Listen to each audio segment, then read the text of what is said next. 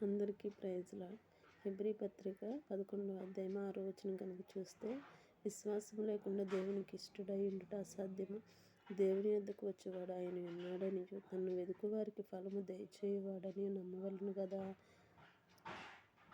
ఈ వాక్యాన్ని బట్టి మనం నేర్చుకోవాల్సింది ఏంటంటే, మనం ఒక విషయాన్ని గురించి మరి దేవుని భక్తులు అనేక మంది మరి విశ్వాసం ద్వారా పొందిన మేలును బట్టి ఒక పుస్తకంలో స్వీకరించబడిన నిజ సంఘటన గురించి మనం తెలుసుకుందాం.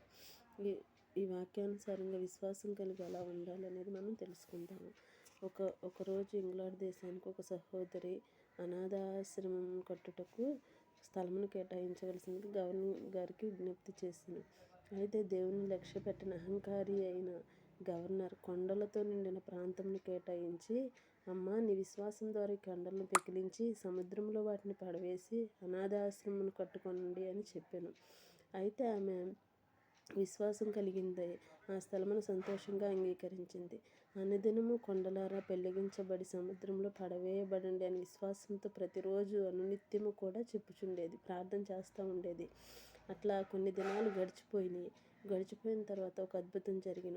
సముద్రంలో వంతెన నిర్మించుటకు కాంట్రాక్ట్ తీసుకున్న ఒక వ్యక్తి వచ్చి ఆమె దగ్గరకు వచ్చి, అమ్మ, మాకు విస్తారమైన రాళ్ళు అవసరము, ఈ కొండలను పగలగొట్టి ఆ రాళ్లతో సముద్రంలో వంతెన నిర్మించగోరుచున్నాము అని, రాళ్ల ఖరీదు ఎంత అని చెప్పేసి ఆమెని అడుగుతాడు. మొత్తం పైకి మేము చెల్లించేస్తాము, ఎంత ఖర్చు అవుతుంది అని చెప్పేసి రిక్వెస్ట్ చేస్తాడు. మరి ఎంత ఆశ్చర్యం! దేవుడు చేసిన గొప్ప కార్యం. ఆమె ప్రార్థనను బట్టి మరి ఒక వ్యక్తిని ఏర్పాటు చేసుకుని ఆమెకి సహాయకుడిగా దేవుడు ఏర్పాటు చేశాడు. మరి డైనమైట్స్ ద్వారా ఆ కొండలు పగలగొట్టబడిన. ఆ ప్రాంతమంతయు కూడా సమభూమిగా చేయబడిన. కాంట్రాక్టర్ ఇచ్చిన మొత్తం పైకంతో ఆమె అనాథాశ్రమం కట్టెను. ప్రభువు మాట అక్షరాల నెరవేరును. ఆమె ఏమించింది? దేవుని యెడల విశ్వాసం ఉంచింది. దేవుని యెడల విశ్వాసం ఉంచడం వల్ల దేవుడు ఎంతగానో ఆమె పట్ల కృప చూపి గొప్ప కార్యమును, ఆశ్చర్యకార్యమును, అద్భుత కార్యమును కూడా చేశాడు.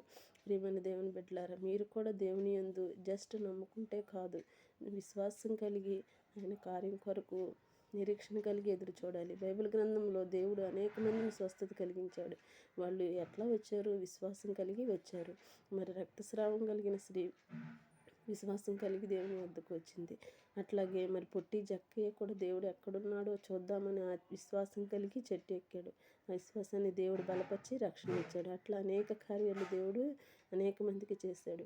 మనం కూడా ప్రతి ఒక్కరూ కూడా విశ్వాసం కలిగి దేవుని కార్యం కొరకు నిరీక్షణ కలిగి ఎదురు చూద్దాం. విశ్వాసంలో బలహీనం కాకున్నట్లు నిత్యం ప్రార్థన చేసుకుందాం. దేవుడు ఈ మాటను దీవించి మీ హృదయాల్లో ముద్రించబడును గాక. ఆమేన్.